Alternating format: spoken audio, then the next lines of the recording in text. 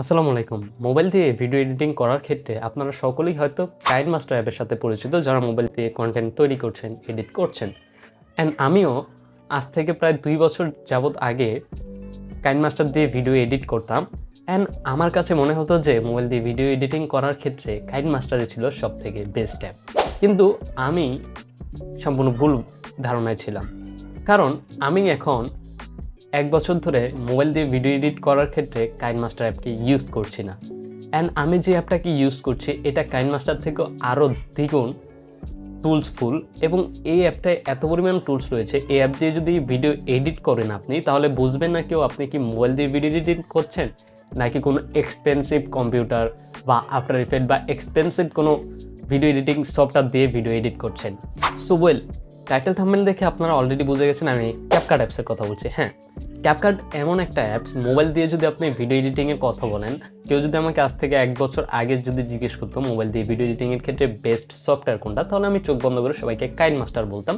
কিন্তু KineMasterে যাদের ডিভাইস একটু লো কোয়ালিটির বা যাদের ডিভাইস একটু কম দামি আর কি, মানে স্পেসিফিকেশনটা একটু কম, তাদের ক্ষেত্রে KineMaster এডিট করতে অনেক ঝামেলায় পড়তে হয়।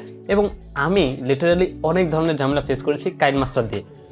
সো এসব ঝামেলা থেকে মুক্ত হওয়ার জন্য আমি শিফট হই ক্যাপকাটসে, এবং ক্যাপকাটসে শিফট হওয়ার পর আমি অনেক সুবিধা পেয়েছি। লাইক আমার ভিডিওর কোয়ালিটি বেড়েছে অ্যান্ড আদার্স অনেক কিছু বেড়েছে।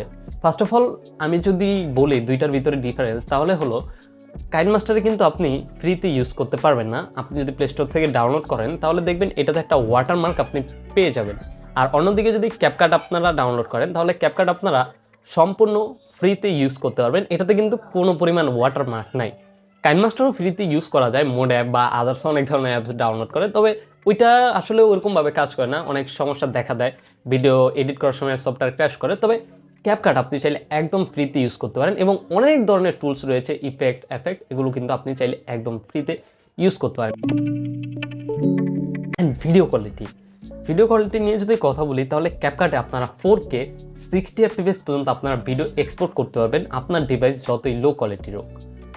আর অন্যদিকে যদি KineMasterের কথা বলি, তাহলে আপনার ডিভাইস যদি একটু লো স্পেসিফিকেশনও হয়ে থাকে, লাইক ওইটাতে যদি একটু পুরান মডেলও হয়ে থাকে, তাহলে আপনি দেখা যায় সেখানে 720 বা 360pর বেশি আপনারা ভিডিও এক্সপোর্ট দিতে পারবেন না। যেটা আমি ইউটিউবে যখন প্রথম আসি তখন এই প্রবলেমটা সব থেকে বেশি ফেস করতাম। সেটা হলো লেয়ার অ্যাড করার পরে ভিডিও, মানে যে স্ক্রিনটা রয়েছিল ভিডিও ইন্টারফেস, সেটা অনেক ল্যাগ করতো।